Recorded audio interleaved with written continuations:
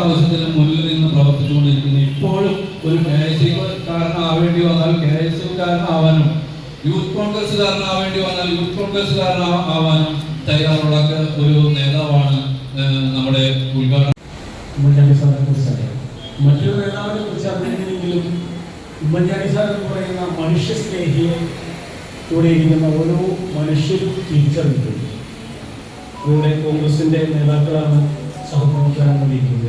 എല്ലാവരും കോൺഗ്രസ്സുകാരാവണമെന്നില്ല. പക്ഷേ ഉമ്മൻചാണ്ടി സാറിനെ സ്നേഹിക്കും എന്ന് നേരിട്ട് വിളിച്ചു പറഞ്ഞു കഴിഞ്ഞാൽ എൻ്റെ പ്രശ്നം എങ്ങനെയാണ്, എനിക്ക് അങ്ങനെ ഒരു സഹായം ആവശ്യമെന്ന് പറയാൻ ഇവിടെയുള്ള പൊതുപ്രവർത്തകരെ ബന്ധപ്പെട്ട് ആ വിളിച്ച അയാൾക്ക് കൃത്യമായ ഒരു സഹായം എത്തിക്കുവാൻ അദ്ദേഹം ശ്രമിച്ചു.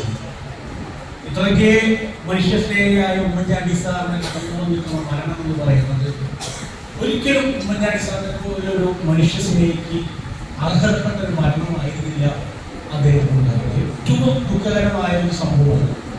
ഉമ്മൻചാണ്ടിയെ പോലെ ഇത്രയ്ക്കധികം ജനങ്ങൾക്കിടയിൽ ജീവിച്ചാൽ ജനങ്ങളില്ലെങ്കിൽ ഉമ്മൻചാണ്ടി ഇല്ല എന്നാണ് അദ്ദേഹം തന്നെ പറയുന്നത്.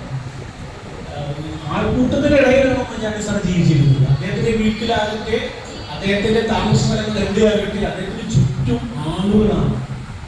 ആളുകളെ സ്നേഹിക്കാനാണ് അദ്ദേഹം പഠിച്ചിട്ടുള്ളത്. അദ്ദേഹത്തിന്റെ മുഖത്ത് ഒരിക്കലും അഹങ്കാരം ഉണ്ടായിരുന്നു. ഉമ്മൻചാണ്ടി സാറിന്റെ മുഖത്ത് ഒരിക്കലും അഹങ്കാരത്തിന്റെ ഒരു ഭാവം ഉണ്ടായിരുന്നു. അദ്ദേഹത്തിന് അഹങ്കരിക്കുന്ന ഒരു മുഖവുമായി ജനങ്ങളെ സമീപിക്കാൻ കഴിയുമായിരുന്നു. അങ്ങനെയുള്ള ഒരു നേതാവായിരുന്നു ഉമ്മൻചാണ്ടി.